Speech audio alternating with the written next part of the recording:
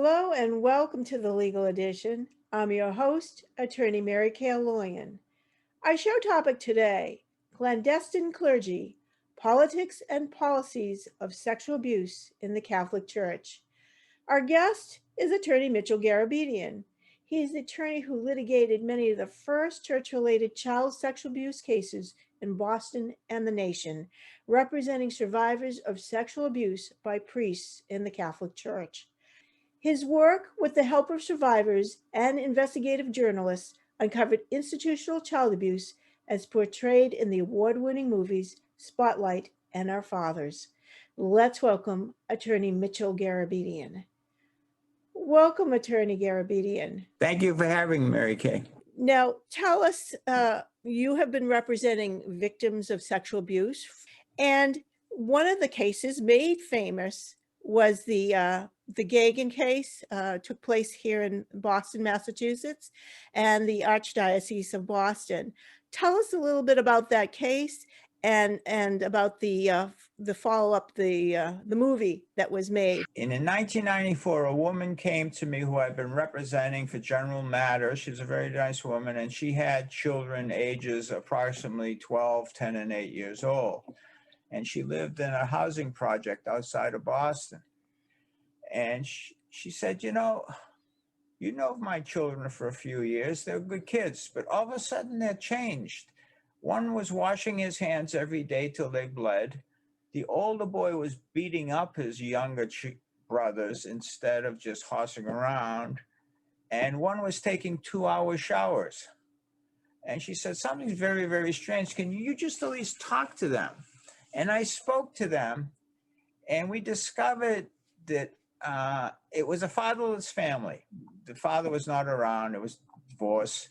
And she lived in the housing projects I mentioned before with other mothers who had children but fatherless families.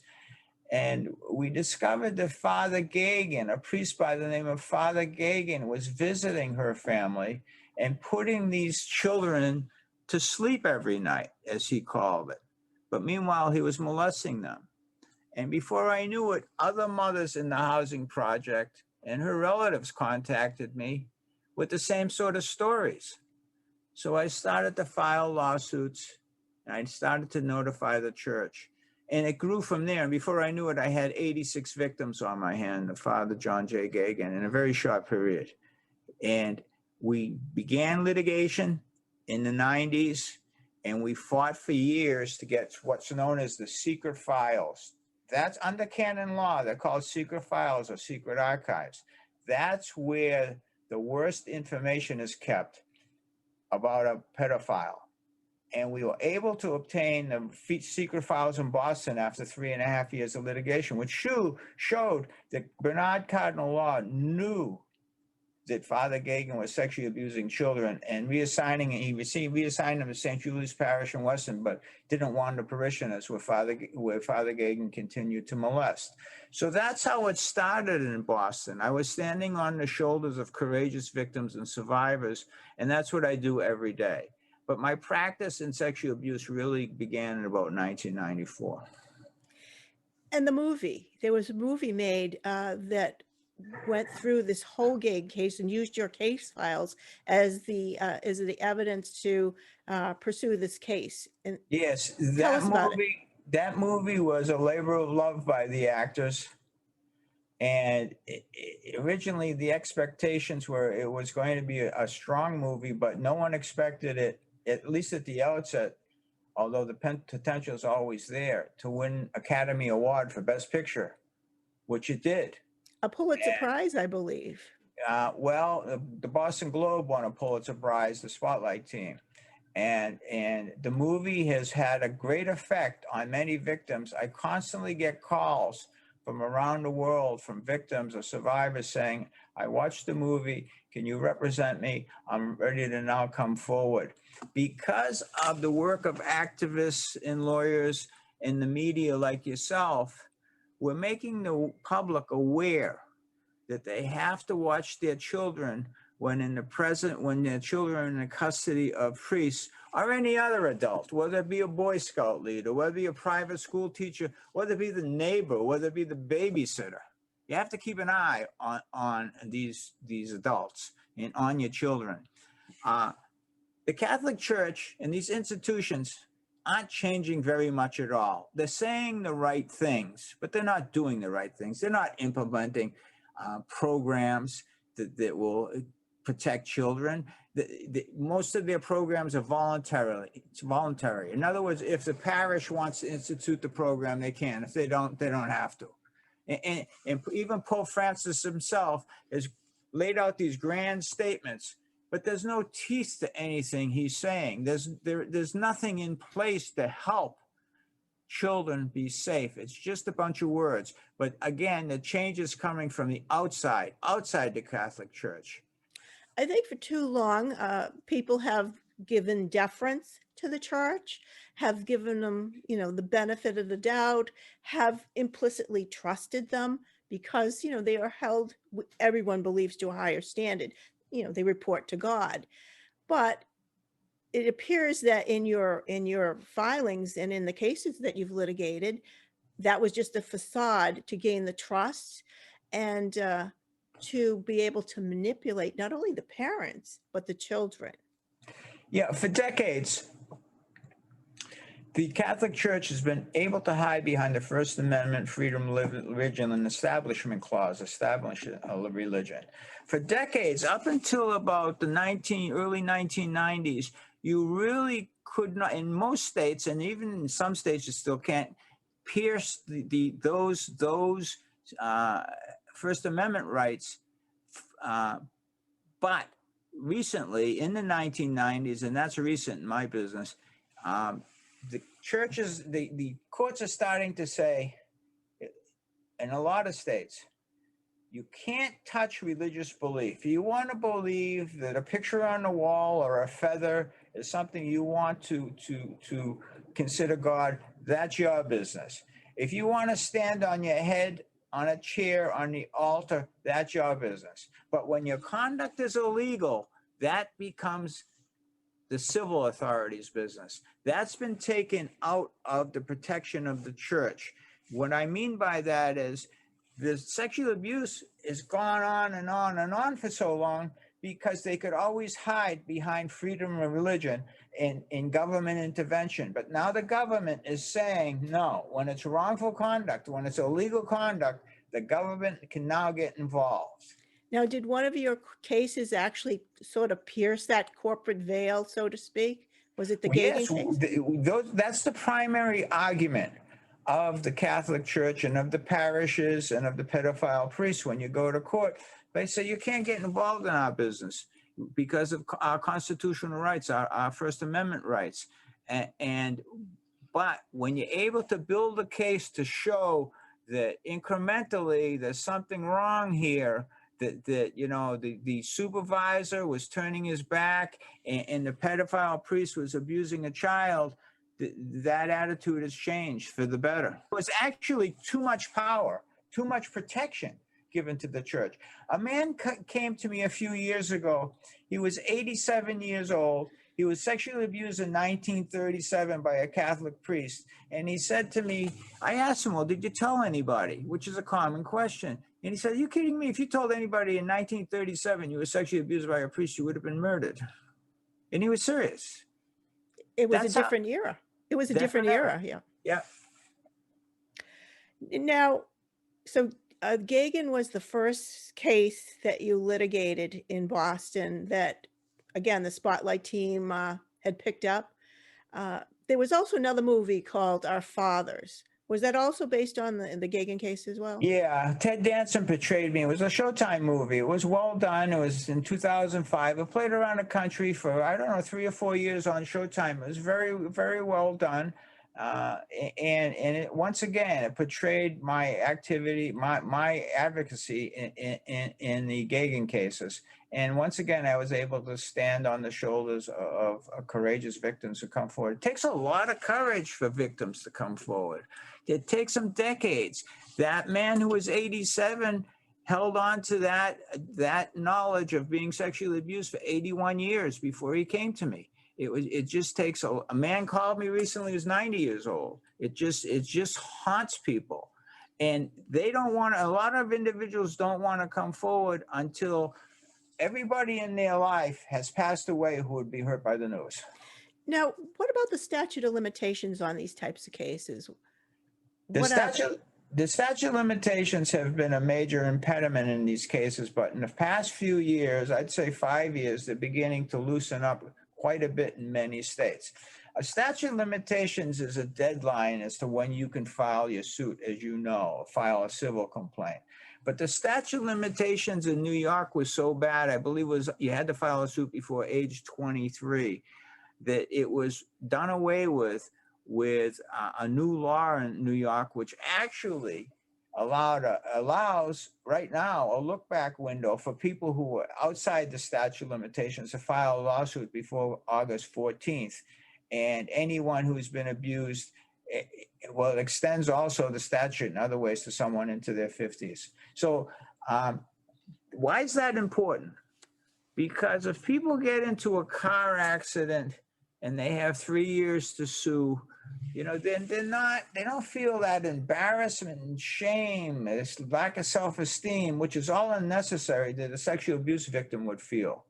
Even with Harvey Weinstein victims, you're seeing it. They just came forward now, recently, within the past few years, because there's this unnecessary problems with self-esteem and self-respect and self-worth. So that, and when you couple it with religion, like God doesn't want me to come forward, or God is punishing me, that it will punish me if I come forward, then the person is really reticent to come forward. And they also believe, as I mentioned earlier, they're going to hurt their relatives if they come forward. They'll hurt their mom or dad, So because of your work, though, has the statute of limitations actually changed so that victims have more time to come forward? Oh, yeah, because of the work of victim advocacy groups, the work of lawyers like myself, the statute of limitations in many states, New Jersey, New York, Arizona, Connecticut, many states has been, Massachusetts has been expanded, Vermont has been expanded, and we're still working on many states in the expansion of the statute of limitations. And, you know, in our system, victims look for validation for their claims, that they really need to be told and shown that the abuse was not their fault. There isn't any victim who would not give all the money back in the world for not having been sexually abused. But the way they obtain validation in our system is through a civil award. Mm-hmm. So that's very important. And some of those have been held criminally responsible as well. Isn't that right? Oh, yes. I mean, in the gagan cases, one of my clients was the complainant in the prosecution in Middlesex County of gagan. Gagan received a jail sentence, maximum jail sentence of 9 to 10 years. And as we all know, he was murdered in jail. By someone who had in fact been molested himself. Reportedly, yes. Yeah. Kind of some poetic justice in a way, perhaps? Well, many victims feel cheated because he did not serve his full jail sentence. Other victims feel as though it is poetic justice. It's all over the place in terms of opinions.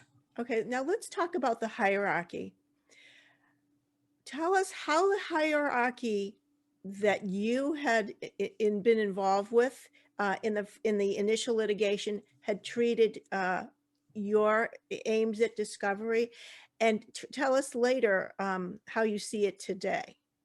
Well, the lawyers for the Catholic Church fought me tooth and nail using First Amendment grounds, saying these claims were a fraud, that a Catholic priest would never do this.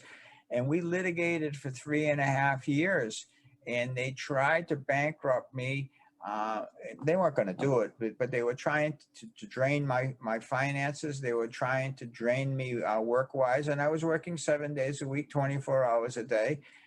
Not literally 24 hours a day, but I'd say I was working 16-hour days, and I was just working, and my staff was working very hard, and we were litigating. This was not going to be forgotten by me. We were not going to give up on this. We were going to keep moving forward. At first, I thought, when I reported the gagan cases, I thought, well, maybe, you know, this is a bad priest and they should know about it. and they'll do something about it. A And it's bad just apple. bad apple. That's a bad apple. Thank you. And then when I notified them, they were so aloof about it. It was like, oh yeah, okay, we'll do something about it. Then we started litigating, and it became obvious that this was not a bad apple. That they, I'm saying to myself, why don't they want to take this priest out of Circulation. circulation? Why didn't they just want to, protect children? Why didn't they want to stop children from being sexually abused in a wholesale fashion? And I mean, this guy was sexually, you didn't even have to be a Catholic boy. If you were a boy and you were in his car, you were going to be sexually abused. So he didn't discriminate. What? He didn't discriminate. No, he didn't discriminate. One man called me. He was the bully in the neighborhood, this guy, when he was a kid. He was a big brute. He was a bully. And he used to protect the kids against gagan. He'd see the children get into gagan's car over in Dorchester here, and he'd tell the kids, if I ever see you get into gagan's car again, I'm going to beat the life out of you. Now, he never did, but he scared these kids to death, so they never got in the gagan car, because he says, I knew what gagan was doing to these kids. Had he experienced it himself personally, or he just knew? No. But he was an older guy. Okay. But he would tell, he was like, 7 or 8 years older than these kids. But he would tell these kids, don't you ever get in the gagan's car again. Because Gagan was big. Father Gagan was big on buying these kids ice cream. And he'd take them on to the ice cream store in his car. And when they were in his car, he'd be fondling them. Now, was it mostly boys that he was? Mostly boys, some girls, but mostly boys. I was reading the recent report just put out in November 2020 by the current Pope, Francis, and I couldn't believe what I was reading. There's about 461 pages that was put out, and pretty much they're saying that the Catholic Church, the hierarchy, they really didn't know what was really going on. This was more of a low-level thing. Is that your reading of it? Nothing could be farther from the truth. There have been so many reports to the Vatican. There have been so many reports to cardinals, to bishops, to archbishops, by mothers, by fathers, by victims. Nothing could be farther from the truth. The Pope is the head of a big PR machine, a public relations machine. They spend hundreds of millions of dollars on public relations each year. And they're concerned about their image because that translates into how much money they're going to receive. So their mantra is always deny, deny, deny. If we had only known, we would have done something about it. We're really the victims here, and it's unfortunate. And so their position is so far from the truth. You're dealing with an entity that has allowed the wholesale sexual abuse of children for decades and centuries, okay? They're criminals. The acts of abuse are criminal, and the negligent supervision is criminal. It's immoral and it's criminal. I read in this report that mothers and some anonymous people have actually written letters stating the abuse, and nothing was done. And there was numerous entries in there about different higher ups that were told, maybe not at the level of Rome, but other higher ups that were knowledgeable about what was going on. I mean, the Carrick would take some of these people to some island. He would take them to some beach house. And then he was flying all over the world with some of these people. How could they not have known based upon all that had been going on for decades? Well, that's the whole point. It was an open secret. And in the report, Bishop Hughes, Bishop Ramsey, all these bishops, they knew or were told about the abuse. These were big shots in the church. Even as I mentioned, well, I may not have mentioned earlier, but a mother wrote to the Vatican, and she wrote to bishops, and she sent all these people. She went to the library and got all their names and addresses. and talked about her children being abused. They knew, they just don't want to admit it. The report said that there was no letters, none of those letters were in any of their archives. Do you believe that? That's because well, first of all, they may be in their archives, but if they're not in the archives, it's because they purposely took them out of the archives so they can say they're not there. That's how they function. You know, people will say to me, they'll come out to me and they'll be shocked that a Catholic priest has stolen like $300,000 from a parish or $20,000 from a parish or something. And they're absolutely shocked. And I look at them, I say, how can you be shocked? They're molesting children. I mean, they're committing criminal acts and they're allowing the molestation of children. Why would you be surprised if they stole money? They're stealing these children's souls. That's right. I mean, the lesser crime is stealing money. And so how can you be shocked that it's the culture in the church? As we're speaking right now, children are being molested by Catholic priests. As we're speaking right now, the victims usually can't come forward till they're like 35, 40, 45 years old. Their emotions will not let them come forward for the most part. Victims are starting to come forward now and reporting to me having been sexually abused in the 90s, in the late 80s and the 90s now. And they're starting to just come forward in small amounts. But in 10 years, a lot more victims from that time period will come forward. So when the Catholic Church says we've stopped all abuse because of our programs, which are never in place, because of our investigations, which are just paid, they pay their own investigators, they're biased, it's not to be believed. There's no evidence of that. The only way to stop this is to call the police. That's who you call. You don't call the paid hired guns by the church who investigate these claims. You don't call the parish priest who's going to cover it up. You don't call the bishop who's going to cover it up. You don't call the Vatican. You call the police, whether it be the FBI, the state police, or the local police. Call the police. And recently there was a report in Utah, it was just recent, that the church out there had set up a hotline for victims to call, and that hotline went right to the lawyer's office that represented the church. It wasn't the police. It wasn't a victim's advocate line. It was a line directly to their own attorneys. This was out in Utah. And the lawyer's probably part of the cover-up. He's probably going to try and smother these cases. He's probably going to try to bring those people in, have them speak to priests, the victims or their parents, and say, you know, you have to protect the reputation of the church here. Because it is religion. Yeah, it was the Church of Latter-day Saints that this report was on just last month. Well, it's the same approach. Cover it up, spin control. Victims should be calling the police. Just call the police. Don't call the lawyers for any church. Just call the police. Now let's go back again in time to discern which in the hierarchy, who in the hierarchy had knowledge and did nothing about it. Cardinal Bernard Law. He was the cardinal of the Boston Archdiocese, I believe. Yes. And he knew. He knew.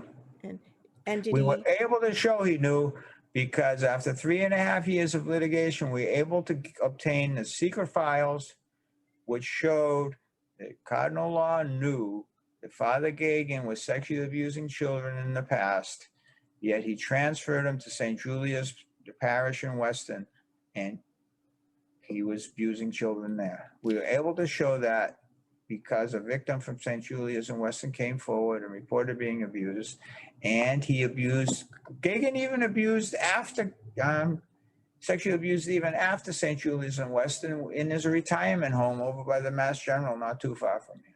That's unbelievable. That's unbelievable. Even a retirement home? Yeah, even often it's not about sex, it's about control for the pedophile. Often it's about control. So even in the retirement home, he was sexually abusing children. He received maximum sentence in his criminal case. The judge could not give him more than 9 to 10 years, but he did receive that. And of course, then he was killed in prison. So who was after Bernard Law? Who was the next one? that came about? Oh, Cardinal O'Malley came in.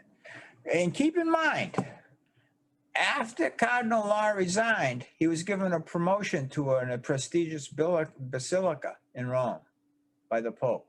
He wasn't taken out of action. He wasn't taken out of ministry. But Cardinal Law, after all of this proof was set forward publicly, stated publicly about his knowledge, he was given a promotion. So this new report, what does it really accomplish then? If it's just the same old, what is it? What's the point? The point was to basically blame church officials in the past, not church officials today. Even though McCarrick was getting promotions in the 2000s, after all of it was known about his sexual abuse of adults and minors, he was still getting promotions within the church. In early 2000s, he was promoted to cardinal. The point, I believe, the spin control of the church was, oh, let's blame everybody in the past, all the church officials we can that were involved in this in the past, but no one in the present, so that we can properly market this and advertise this. Now, McCarrick, he was also meeting with dignitaries, presidents. Oh, yeah. He was flying all over the world. He was very political. McCarrick was very, very political, and he was a huge fundraiser. I'm talking about hundreds of millions of dollars. That's why they kept him in positions of power, even though he was sexually abusing children. As I mentioned earlier, the church is really interested in money. That's their language. That's their currency. So McCarrick was really a fundraising machine for the church, and that's why they kept him in place. Huge fundraising, influential, powerful person for the Catholic Church. One of the most influential, powerful people in the church worldwide, not just in the United States, worldwide. He would deal with China, for instance. Cuba? He would many foreign countries. What is the status of any litigation against McCarrick at this point? Well, we're in the process of serving interrogatories, obtaining documents, taking depositions, and it's going to be a long haul, but we're in it for the long haul. Litigation always takes a long time, but it's extended because of the COVID situation, which is, tampered things down a little bit. Mhm. Ironically, the report as I said before, kind of states that, well, Pope Francis really didn't know much about it. Well, please, you didn't read reports. You don't have reports about McCarrick. You don't keep your ears open. Did you just drop from the sky and become Pope? Or were you within the ranks for years and hear about McCarrick? It's insulting to victims. So it was, I think so. Pope Benedict too also had promoted him, I believe. I think he promoted That's him right. the most, from what I recall. Yeah. Anything else you'd like to share with the people that are watching, how they can protect their children, whether it's from the church, from institutional exploitation? What suggestions do you have to help parents keep their children safe? Watch your children in the first place. Don't trust them when they're with any adults, whether those adults are in positions of power or not. Look for signs of affection that are not of the ordinary nature, by a stranger, by these priests, by these teachers, Boy Scout leaders. When your child is going to go on a trip, an overnight trip, you may want to give that with an adult. You may want to give that some extra thought, because what kind of supervision is involved, and what's this person's reputation in the community, because the damage to the child is everlasting. The pain doesn't go away for these victims. They're only trying to manage it, and the pain is everlasting. And when you couple it with religion, where the priest has threatened a child, and I'd really like to thank victims for allowing me to do this work, because without their courage, without their strength, without their trust, I can't stand on their shoulders. Advocates can't stand on their shoulders. They're the heart and soul of this movement. And unfortunately, some of the victims have passed on because of suicide. So Yes. you're really speaking for those that have no voice anymore, as well as the survivors. That's right. I mean, and suicide is all too common, whether it be through drugs or just committing suicide in an awful way. I And once had alcohol. one mother come and see me, and she said, my son committed suicide and he used to hang around with this priest. And I saw, and he used to hang around with these three other boys. So I tracked all these three other boys down and I found that they all had committed suicide, all four of them. So, it's just endless. I've seen more, and you see a lot of victims transferring the emotional pain. They'll put cigarette butts out on their arms. They'll slice their arms. Cutting. They'll cut themselves. They'll pull their hair out of their head, or they'll just lose it out of stress. The damage is just awful. It's just awful. But I'd like to thank victims and survivors for doing the work they do. And thank you for doing the work that you do to help make this a safer world for Thank you. everyone. Thank you for your questions, and thank you for having me on. I appreciate it, Mary Kay. Thank you. I want to thank our guest, Attorney Mitchell Garabedian, for sharing information and opinions on sexual assault and abuse in the Catholic Church. I also want to thank you, our viewers, for tuning in. For more information on today's topic and our guest, visit us online at thelegaledition.com. And remember, this information is for general educational purposes. It is not legal or professional advice. And now you can download our podcasts and subscribe online. Find us on Facebook, YouTube, Instagram, and Twitter.